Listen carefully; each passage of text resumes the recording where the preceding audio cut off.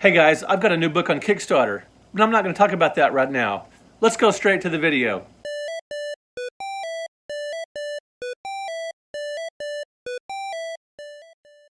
Hey guys, Brett Weiss here. Welcome to another video. If you're new to the channel, please hit that subscribe button. If you like retro gaming, you definitely came to the right place because that's usually what I cover on this channel. I'm starting a new series today. I'm really excited about this because I'm talking about my favorite era of gaming. Now, I love modern gaming. I love the 90s. I love the 80s. I love gaming from all decades, 50 years of video games. I love it all. But if I had to pick a particular decade, it would probably be 1977 through 1987. This is an amazing era of video games, and this was when I was a kid. I was 10 years old when the Atari 2600 came out, and I got my NES in 1987, so that makes sense. I'm covering this really super cool decade, 11 years if you want to be technical. Anyway, this is absolutely amazing. I love this time period, and I'm going to be covering one game per video in alphabetical order, and I'm starting off with Adventure today since it is alphabetical.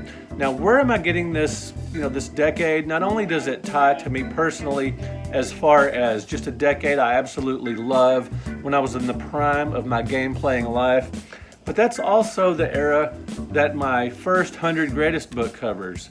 The 100 greatest console video games 1977 through 1987. Don't worry, this isn't going to be an extended commercial for the book.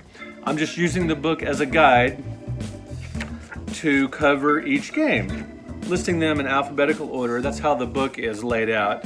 When I was working on this book, I didn't want to do it in order of greatness. I wanted each game to stand out on its own. And we're starting with Chapter 1, Adventure. That's the game I'm going to be discussing today. Now, even if you've read this book, you'll find some tidbits of information here perhaps, maybe some stories. In these series of videos, this new series, I'm going to be talking about each game listed in the book, but I'm coming from it from a different perspective. Just maybe some anecdotes, how I discovered these games, maybe some critiques, just different information than exactly what you'll find in the book. Just going to have some fun here, talking about some of the greatest games of that era and of all time. Again, I'm starting off with Adventure, and a lot of you guys know about Adventure. I mean, it's a super famous, incredible Atari 2600 game. I know people that cite it as their favorite Atari 2600 game of all time, and I know people who say it's their favorite video game of all time, period. It shows up in a lot of top 10, top 100 lists. It's just an amazing game, and it was ahead of its time. Warren Robinette created the game, as you guys know, and he hid his name in the game, very famous. And I didn't know any of this back in 1979, 1980, early 80s when I was playing this game. And when I first started playing it, I knew nothing about it. I would go to my friends' houses. I'm 1979, I'm 11 years old, 12 years old, and I'm like looking at their games and awesome, I'm super excited. You get up into 1980, 81, you've got Space Invaders, you've got Asteroids, you've got Missile Command, all these very familiar games to me. And several, 2 or 3 of my friends had Adventure. Now, we played Combat, excellent 2-player action, air-sea battle, and Space Invaders was a no-brainer. That's probably my favorite Atari 2600 game of all time. Depending on the day, that might vary. But Adventure is pretty freaking awesome. But I didn't realize this at first. Back in those days, game collecting wasn't necessarily a thing too much. People had games and they would put them in their collections, but they weren't really game collectors per se, especially at that age. We were just had kids who had video games, who loved video games. And Adventure, you really needed the instruction manual to figure out what was going on. At least I did. And typically kids would get these games and throw away the boxes, throw away the manuals. They might read the manual a little bit and kind of figure out how you're supposed to play the game or whatever. But invariably, instruction manuals would get thrown away. So my friends who had Adventure, I didn't have an instruction manual to read. And of course, I couldn't go online because this was the dark ages. No manual, I had no idea what to do. It's kind of like E.T. the Extraterrestrial. When a lot of people played it, they didn't, refer to the instruction manual. But with Adventure, I had no manual to refer to because my friends had the game. I didn't. I would have kept the box and the manual, or at least the manual. and I had no idea how to play it. So my first stutter steps with playing Adventure, I had no idea what to do.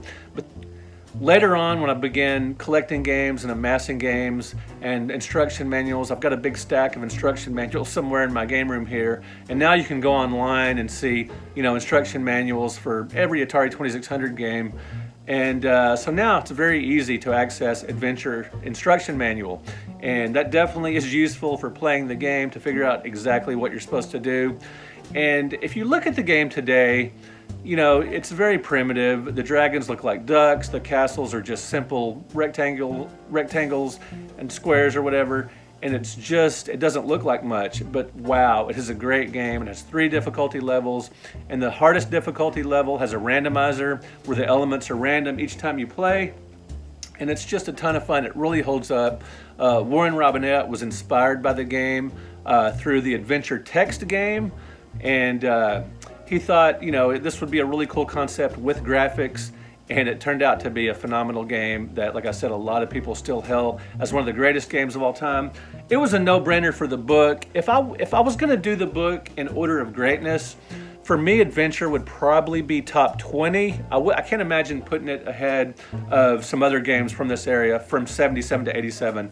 Like Super Mario Brothers, Legend of Zelda, and Metroid. I believe I would have put those ahead of Adventure. And there's some ColecoVision titles I would have put ahead of Adventure. And even Space Invaders. But it would probably make the top 20 because it is an amazing game. And just objectively, it's phenomenal for the time. I mean, if you look at games from the late 70s and early 80s for the Atari 2600, so many of them are just simple pick up and play games that are sort of mindless twitch games. A lot of fun, mind you, a lot of them, but Adventure was more complex than pretty much anything at the time. Superman was another great game for the 2600 that had story elements and multiple screens. And Adventure started, today in a game, you just expect hidden secrets and surprises.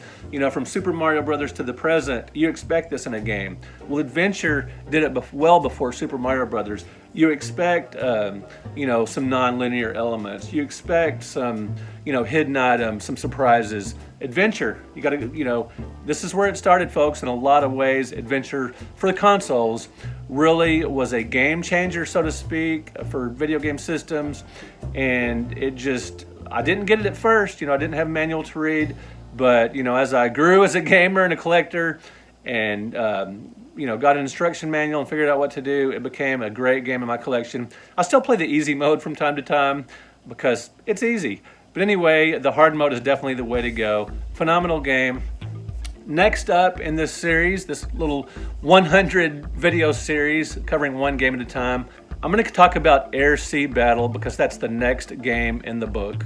Hey guys, currently the sequel to the 100 greatest console video games is on Kickstarter. It covers 1988 through 1998. So check out this video for the Kickstarter. It's super cool. Or just go straight to the description of this video and you can check out, just click on the link if you want to back the book on Kickstarter. Thank you guys so much for watching. Thank you for liking this video. Thank you for supporting my work on Kickstarter, Patreon, or just watching the videos. That's awesome. Or going to my website, brettweisswords.com, to check out my articles. I love it all. Thank you so much, and I love you guys. Thank you for watching. We will talk to you in another video.